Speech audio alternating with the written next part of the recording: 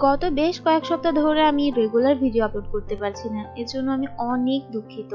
আসলে আমি কিছু পার্সোনাল কাজের জন্য ভিডিও আপলোড আমি রেগুলার করতে পারছি না। আশা করি আজ থেকে সপ্তাহে 3 দিন আমি ভিডিও আপলোড করার চেষ্টা করব। আর তোমাদের সাপোর্ট আমার খুবই দরকার।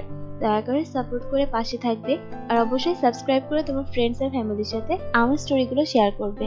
তাহলে চলো আর কথা না বাড়িয়ে আজকের গল্প শুরু করি। আজকে তোমাদের যে গল্পটি বলবো সেটি হলো প্রেম কি পার্ট 17।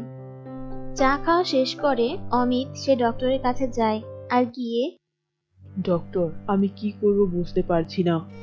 কেন মিস্টার অমিত, কি হয়েছে? আমি আপনাকে বলে বোঝাতে পারবো না আমার কতটা কষ্ট হচ্ছে। আমি যখন ঐশীর সামনে থাকি ঐশী তখন ভালো থাকে, আর যখন ওর সামনে থেকে চলে যায় তখনই ও মন খারাপ করে দাঁড়িয়ে থাকে। আমি ওর মন কিছুতেই ভালো রাখতে পারছি না। ও সবসময় আপসেট থাকছে। আর 24 ঘন্টা একটা মানুষের সাথে কিভাবে থাকা যায় বলুন। আর ওর জন্য আমি আমার চাকরিটাও ছাড়তে বসেছি। এসব করেও যদি আমার ওয়াইফ ওর মন ঠিক না করে তাহলে আমি আর কি করতে পারি বলুন। আমার ঐশীকে এভাবে ধীরে ধীরে শেষ হয়ে যেতে দেখতে পারছি না। Please doctor, do something.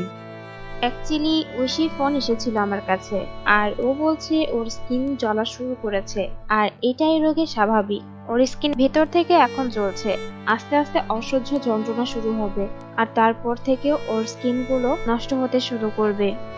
এখন আমি কি করব ডক্টর, প্লিজ বলুন। আপনাকে যে আমি ঐশীকে আয়ুর্বেদিক ট্রিটমেন্ট দিতে বলেছিলাম, আপনি কি সেটা করেছেন? আমি ঐশীকে অনেকবার বলেছি, কিন্তু ঐশী আমার সাথে কিছুতেই যায়নি। আমি ইভেন ওকে এটাও বলেছিলাম যে আমার অ্যাপয়েন্টমেন্ট নেওয়া হয়ে গেছে, তুমি প্লিজ আমার সাথে চলো, তাও ও আমার সাথে যায়নি। আমি বুঝতে পারছি না ও এত কিসে ভয়। বিষয়টা তো তাহলে অনেক জটিল। উনিও আমার কাছে ফোন দিয়ে ওনার স্কিন ঠিক রাখার উপায় চেয়েছিল, কিন্তু এই মেডিসিন আমরা ওনাকে দিতে পারবো না। কিন্তু ডক্টর, এখন কি করব আপনি বলুন। আমার দ্বারা তো হচ্ছে না। আমি অনেক চেষ্টা করেছি ঐশীকে হাসি খুশি রাখার, কিন্তু কিছুতেই আমি সফল হতে পারছি না। ঠিক তখনই ডক্টরের ফোন বেজে ওঠে। Excuse me. হ্যালো। আচ্ছা ঠিক আছে, আপনি আসুন, আমি কেবিনেই আছি। আপনার ওয়াইফ ফোন করেছিল, ও এখানেই আসছে। এবার কি হবে? ও যদি আমাকে দেখে ফেলে? আচ্ছা, আপনি বেশি প্যানিক করবেন না, ওনার আসতে এখনো কিছু সময় লাগবে। আপনি একটা কাজ করুন, আপনি না হয় বাইরে ওয়েট করুন, আর না হলে আপনি পরে আসুন, যদি আজ আপনার তাড়া থাকে তো। না ডক্টর, আমার কোনো তাড়া নেই। ঐশী এসে আপনার সাথে কথা বলুক, তারপর না হয় আমি আবার আপনার সাথে কথা বলবো। ঠিক আছে, আপনার যেটা ভালো মনে হয়। বেশ কিছুক্ষণ পর ঐশী ডক্টরের ক্যাবিনে আসে আর বলে, ডক্টর, আমি কি করব? আমার স্কিন খুব যন্ত্রণা করছে। আমি এর ভিতরে অনেকবার এখানে আসার চেষ্টা করেছি, কিন্তু আমি আসতে পারিনি। আমার হাজবেন্ড বেশ কয়েকদিন ধরে বাড়ি রয়েছে, ও অফিসে যাচ্ছে না, যার কারণে আমি এসে আমার চেক আপটা করাতে পারছি না। আর এর জন্য হয়তো আমার এই প্রবলেমটা আরো বেড়েছে। মিসেস ঐশী, আমি আপনাকে আগেও বলেছি, এই রোগের সব থেকে বড় ঔষধ হলো আপনার মনোবল। আপনি নিজে এত কেন ভেঙে পড়ছেন? আমার জানা মতে আপনার হাজবেন্ড আপনাকে অনেক ভালোবাসে, তাহলে কি আপনি আপনার হাজবেন্ডের মুখের দিকে তাকিয়ে বেঁচে থাকতে পারবেন না? আমি আপনার ভিতরে বাঁচার তো কোনো আশা দেখতে পাচ্ছি না। আসলে আপনি কেন এমনটা করছেন? ডক্টর, আমি আপনার কাছে একটা প্রশ্ন জিজ্ঞাসা করতে চাই, প্লিজ সঠিক উত্তর দিবেন। আমি চেষ্টা করব, বলুন। আমি নেটে সার্চ করে দেখেছি যে এই রোগে আক্রান্ত নারীদের নাকি কখনোই বাচ্চা হয় না। হ্যাঁ মিসেস ঐশী, আপনি ঠিকই জেনেছেন। আসলে কোনো নারীর এই রোগ হলে সে আর কখনো মা হতে পারে না। আমি এর জন্যই বেঁচে থাকতে চাই না।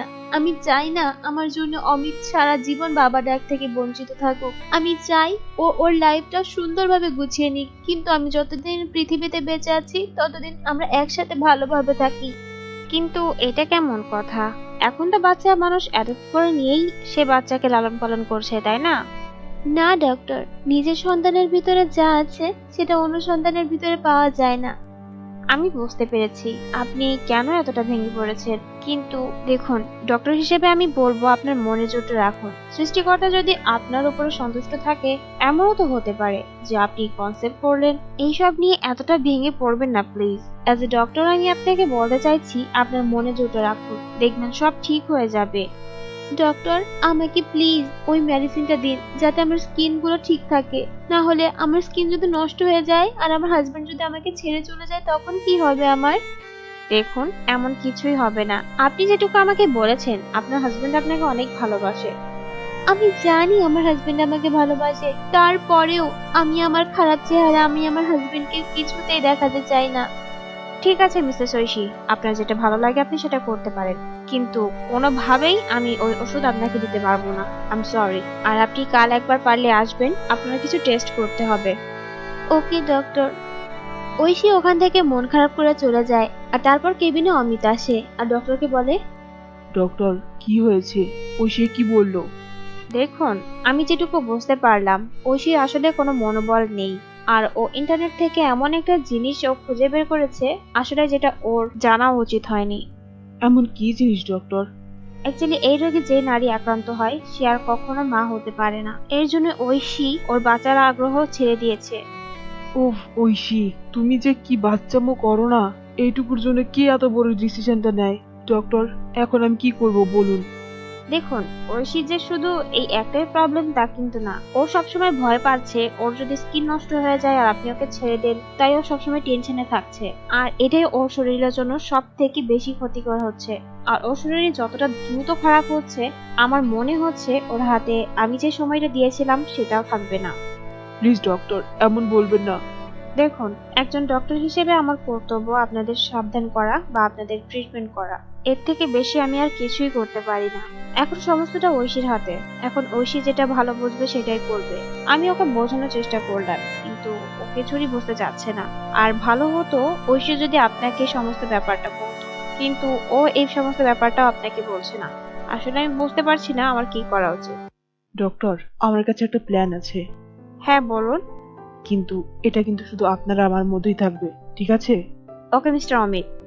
তারপর অমিত সে ডক্টরের সাথে একটা প্ল্যানিং করে ওখান থেকে ফিরে, কিন্তু ফেরার পথেই অমিতের একটা বড় অ্যাক্সিডেন্ট হয়।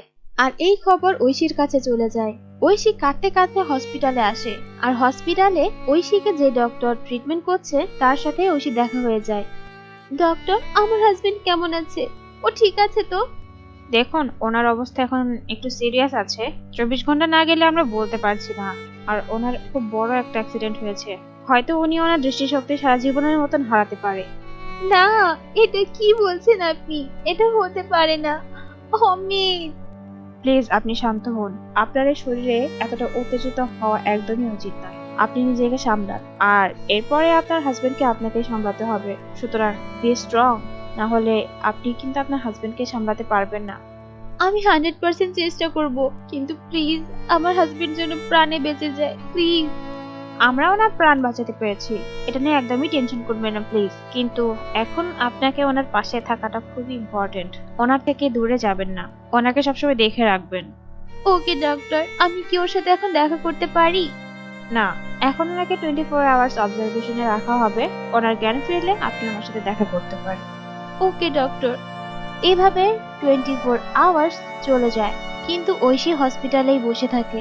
24 ঘন্টা পর ডক্টরের সাথে ঐশীর আবার দেখা হয়। আর তখন ঐশী জিজ্ঞাসা করে, ডক্টর, এখন কি আমি আমার হাজবেন্ডের সাথে দেখা করতে পারি? হ্যাঁ, আপনি অবশ্যই দেখা করতে পারেন। ওনার জ্ঞান ফিরে এসেছে, কিন্তু হ্যাঁ, এখন উনি দেখতে পারছে না, উনি একটু ভেঙে পড়বে। আপনি ওনাকে একটু সামলাবেন। ঠিক আছে ডক্টর। আর হ্যাঁ, বাড়ি যাওয়ার সময় আমার সাথে একটু দেখা করে যাবেন। ওকে ডক্টর। তারপর ঐশী অমিতের রুমে যায় আর তারপর অমিতকে বলে, অমিত। ঐশী, তুমি এসেছো? হ্যাঁ অমিত, আমি এসেছি। কিন্তু আমি তোমাকে দেখতে পারছি না কেন? আমি তো তোমার সামনেই আছি অমিত, এই দেখো। আমি তো তোমাকে দেখতে পারছি না ঐশী। ঐশী, তুমি কোথায় ঐশী? আমি তোমাকে দেখতে পারছি না ঐশী। অমিত, আমি তোমার সামনে আছি, প্লিজ। তুমি এতটা উত্তেজিত হয়েও না। তোমার এটা ব্রেনের জন্য অনেক ক্ষতিকর। তোমার এখনই চোখের অপারেশন হয়েছে। প্লিজ তুমি এতটা এক্সাইটেড হয়েও না। অ্যাকচুয়ালি তোমার একটু সমস্যার জন্য তুমি এখন দেখতে পারছো না, তবে আস্তে আস্তে তুমি দেখতে পারবে। এটা আমার কি হলো ঐশী? এটা আমার কি হয়ে গেল? তুমি কিছু ভেবো না, আমি সব সময় তোমার সাথে আছি। ঐশী, তুমি আমাকে কখনো ছেড়ে যাবে না তো? ঐশী, তুমি আমাকে ছেড়ে চলে গেলে আমার কিন্তু আর কেউ থাকবে না। আরে পাগল, আমি কখনো তোমাকে ছেড়ে যাব না। আমি সব সময় তোমার সাথে থাকবো। তুমি কিচ্ছু চিন্তা করো না। এখন একটু রেস্ট করো, আমি এখানেই আছি। তুমি কি সারাদিন কিছু খেয়েছো? আমি খেয়ে নেবো ক্ষণ, তুমি এই নিয়ে কিছু ভেবো না। না না, তা হবে না। তুমি এখনই কিছু খাবে। আমার সামনে তুমি এখন খাবার অর্ডার করবে আর আমার সামনে বসেই খাবে। আমি জানি আমি তোমাকে দেখতে পারবো না, কিন্তু আমি তো ফিল করতে পারবো। তুমি আমার জন্য সারাটা দিন এত কষ্ট করেছো। তুমি এখন প্লিজ কিছু খেয়ে নাও। কিন্তু অমিত, এই হসপিটালে খাবো। হ্যাঁ, তাতে কি হয়েছে? এখনই খাবে, আর না হলে বাড়ি যেতে যেতে আরো দেরি হয়ে যাবে। প্লিজ এখন কিছু একটা অর্ডার করো। ওকে অমিত, তুমি যেমনটা বলছো আমি তেমনটাই করব। কিন্তু তুমি মোটেও টেনশন করবে না, সব ঠিক হয়ে যাবে। তুমি আবার দেখতে পারবে। I love you Oishi. I love you too Amit. এই ছিল আজকের গল্প প্রেম কি পার্ট 17। আশা করি তোমাদের ভালো লেগেছে। ভালো লাগলে অবশ্যই লাইক করবে এবং কমেন্টের মাধ্যমে তোমাদের মতামত জানিয়ে দিবে। আর তোমরা যদি আমাদের চ্যানেলে নতুন হও, আমার চ্যানেলকে সাবস্ক্রাইব করে পাশে থাকা বেল আইকনে ক্লিক করবে, তাহলে আমার চ্যানেলের আপডেট ভিডিও সবার আগে তোমার কাছে পৌঁছাবে। আর তোমরা যারা প্রেম কি পার্ট 1 থেকে পার্ট 16 পর্যন্ত দেখোনি, ডেসক্রিপশন বক্সে লিংক দেওয়া থাকবে, ওখান থেকে দেখে নেবে। অথবা আমার চ্যানেলে আলাদা করে প্লেলিস্ট করা আছে, ওখান থেকেও দেখতে পারো। ধন্যবাদ।